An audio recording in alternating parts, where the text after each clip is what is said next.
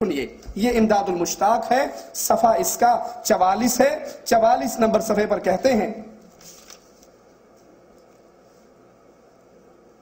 کہ ایک دن غوث اعظم کون ہے؟ سب سے بڑا مددگار، سپرلیٹیو ڈگری ہے غوث اعظم۔ سب سے بڑا مددگار کون؟ جو اللہ کے علاوہ کسی اور کو غوث اعظم سمجھے، اس کی توحید خالص نہیں ہے۔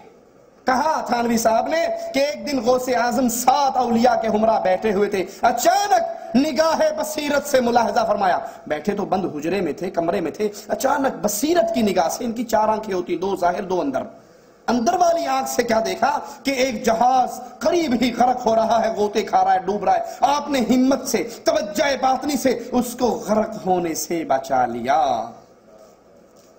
اس کو غرق اور تباہ ہونے سے بچا لیا۔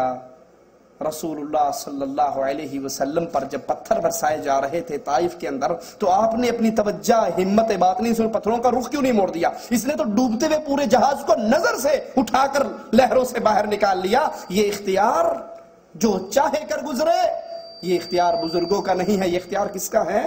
مالکوت کل شیء، ہر چیز کا مختار کل صرف ایک اللہ ہے۔ کہا نہیں، ہمارے جو یہ بزرگ تھے، انہوں نے ڈوبتے ہوئے جہاز کو دیکھا، فوراً توجہ کی، نگاہ ڈالی، اور نگاہ کا ڈالنا تھا کہ وہ ڈوبا ہوا جہاز فوراً پانی پہ آ گیا۔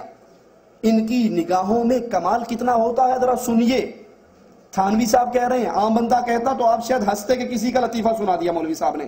یہ حکیم الامت فرما رہے ہیں، صفحہ 157 ہے، کہتے ہیں ہمارے حضرت حاجی صاحب سے سنا میں نے کہ ایک بزرگ مشغول بحق بیٹھے ہوئے تھے۔ مشغول بحق سمجھتے ہیں؟ حق سے مراد اللہ۔ یہ مشغول تھے، اللہ کے ساتھ باتیں ہو رہی تھی۔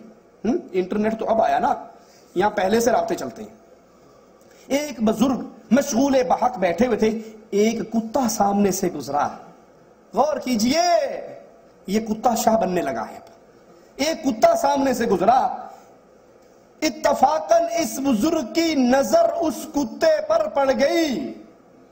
اس کتے پہ نظر پڑنے کا اتنا اثر ہوا کہ وہ کتا جہاں جاتا باقی کتے اس کے پیچھے پیچھے ہو لیتے، اور جہاں وہ کتا بیٹھتا باقی کتے حلقہ مریدی بنا کر اس کے ارد گرد بیٹھ جاتے۔ پھر تھانوی صاحب کہتے ہیں مسکرا کر فرمایا، وہ کتا کتوں کا شیخ بن گیا۔ یہ نظروں کا کمال۔ بابا اگر کتے کے اوپر نظر ڈالتے، کتا شیخ بن جائے، کتے کا بھی رابطہ بحال ہو جائے، باقی کتے اس کے گرد مراقبہ کر کے بیٹھے، یہ کتا باقی کتوں کو دیکھے تو ساروں کا دل جاری ہو جائے۔ کہا بزرگوں کا عجیب اثر ہوتا ہے، عجیب برکت ہوتی ہے۔ ایک بزرگ کے پاس ایک کتا آنے جانے لگا تھا، اس کا نام انہوں نے کلوہ رکھا تھا۔ ایک مرتبہ کئی دن ہوئے وہ نہیں آیا۔ بزرگ رقیق القلب ہوتے ہیں، اس کتے کے بارے سے، اس کتے سے بھی دل کی محبت تعلق ہو گیا تھا۔ دریافت کیا، فرمایا کہ بھئی کلوہ کئی دن سے نہیں آیا۔ انہوں نے تو ویسے ہی کہا تھا، اور مریدین معتقدین اس کی تحقیق و تلاش کے در پہ ہو گئے۔ دیکھا تو وہ پیر کا کتا ایک کتیا کے پیچھے پھر رہا تھا۔ ان لوگوں نے آ کر کہہ دیا، حضرت وہ جو کتا آپ کے پاس آتا تھا وہ تو کسی اور کے پیچھے لگ گیا ہے۔ وہ کچھ دنوں کے بعد وہ کتا آیا تو بزرگوں نے کہا، میاں تم بڑے نالائق ہو، ہمارے پاس بھی آتے ہو اور پھر کتیا کے پیچھے بھی جاتے ہو۔ یہ سن کر اس کتے کو بڑا دکھ ہوا، فوراً روانہ ہوا، تھوڑی دور جا کر ایک سوراخ میں سر دے کر مر گیا۔ ان کی بزرگوں کی نظروں کا کمال دیکھا آپ نے؟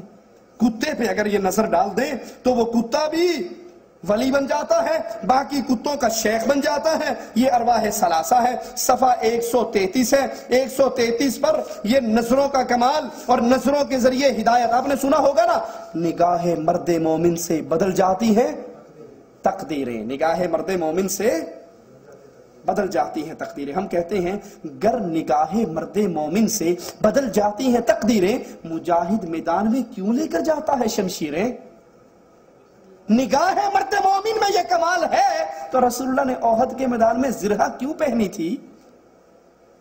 نگاہ مرد مومن میں کمال ہے تو رسول اللہ نے احد کے میدان میں صحابہ کی ایک جماعت کو اس پہاڑی کے درے پہ کیوں بٹھایا تھا؟ ایک نگاہ ڈالتے اور سب الٹے ہو جاتے۔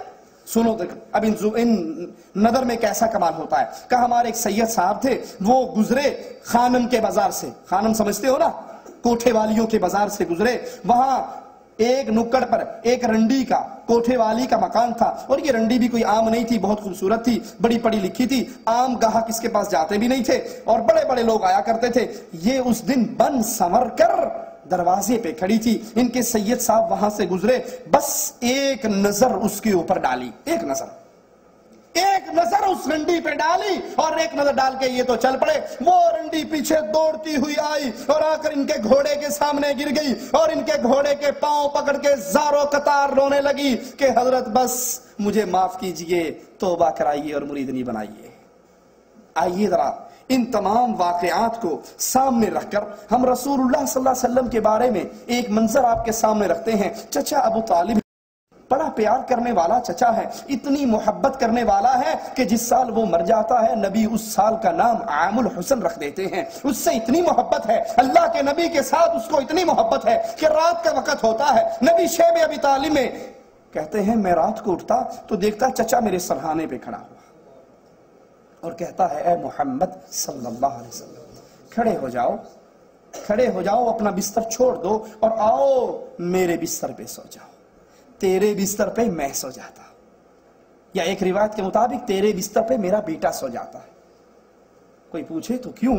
کہا اس لیے کہ اگر دشمن رات کی تاریکی میں وار کرے تو محمد بچ جائے، میرا بیٹا مر جائے صلی اللہ علیہ وسلم۔ اتنی محبت کرنے والا چچا کہ جب کفار نے آ کر کہا تھا اس کو روک لے، نبی کی آنکھوں میں آنسو آئے اور نبی نے کہا ایک ہاتھ پہ چاند ایک پہ سورج رکھ دو، میں دعوت توحید سے باز نہیں آ سکتا۔ ابو طالب نبی کی آنکھوں میں آنے والے آنسو کو برداشت نہ کر سکے، کہا جاؤ اپنی دین کی دعوت دو، تیری طرف اٹھنے والی ہر آنکھ کو پھوڑ ڈالوں گا، ہر ہاتھ کو کاٹ ڈالوں گا۔ نبی کہتے ہیں میں آخری وقت اس چچا کے سرہانے پہ گیا، اس کے لبوں سے اپنے کان کو لگایا، کہا یا عمی قل لا الہ الا اللہ فی اذنی وحاج لک بہ عند ربی یوم القیامہ۔ چچا ایک مرتبہ لا الہ الا اللہ کہہ دو میرے کان میں اپنے اللہ کے دربار میں اس لا الہ الا اللہ کو دلیل بنا کر پیش کروں گا۔ ابو بکر نے کہا جنت میں، عمر نے کہا جنت میں، عثمان نے کہا جنت میں، بلال نے کہا جنت میں، معاویہ نے کہا جنت میں، تو میرے چچا نے بھی تو یہی کہا تھا۔ نبی توجہ کر رہے یا نہیں؟ نبی منتیں کر رہے یا نہیں؟ آنکھ بھی ہے، نگاہ بھی ہے، زبان بھی ہے، منتیں بھی ہے، اور بار بار دہرا رہے ہیں اپنے جملوں کو۔ اور چچا آخر میں کہتا ہے اموت علی دین عبد المطلب، میں تیرے دین کے پیچھے نہیں باپ کے دین پہ مرتا ہوں۔ تمہارے بزرگوں کی آنکھوں میں جو کمال، نظروں میں جو کمال، جدھر نظر ڈال دیں ان کی زندگیاں بدل جائیں، ایک آنکھ سے توبہ کر لیں۔ یہ کمال رسول اللہ کی نگاہ میں کیوں نہ تھا؟ یہ کمال اللہ کے نبی صلی اللہ علیہ وسلم بد دعا کرتے ہیں ان کے لیے۔ جب نبی احد کے میدان میں گڑھے میں گرے، کیا کہا تھا؟ کیف یفلح القوم، یہ کیسے فلاح پائیں گے؟ اپنے نبی کا ماتھا پھاڑ دیا، حالانکہ میں ان کو جنت کی طرف بلاتا ہوں اور میرا ماتھا پھاڑتے ہیں، میرے دانت توڑ دیے ہیں، کیف یفلح القوم، یہ کیسے فلاح پا سکتے ہیں؟ عرش والا کہہ دیتا ہے نبی لیس لک من الامر شیء، نبی آپ تو کہتے ہو یہ فلاح کیسے پا سکتے ہیں؟ لیس لک من الامر شیء، آپ کا اختیار ہی کچھ نہیں۔ او یتوب علیہم او یعذبہم فانہم ظالمون، میں چاہوں ان کو عذاب دے دوں، چاہوں ان کو معاف کر دوں، آپ کا اختیار۔ نبی نگاہ کی توجہ بھی کر رہے، نبی منتیں بھی کر رہے، نبی بد دعائیں بھی کر رہے، لیکن جو کمال تھانوی صاحب اپنے بزرگوں کی نظروں میں مانتے ہیں وہ کمال رسول اللہ صلی اللہ علیہ وسلم کے اندر نہیں۔ آئیے دیکھیے چند باتیں اور بات کر کے اپنی بات ختم کرتا ہوں۔ یہ ارواح ثلاثہ ہے، اس کا صفحہ 274 ہے۔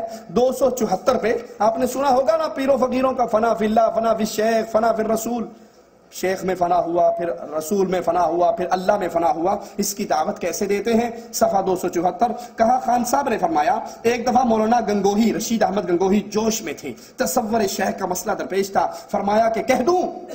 کہا کہہ دو، پھر فرمایا کہہ دوں؟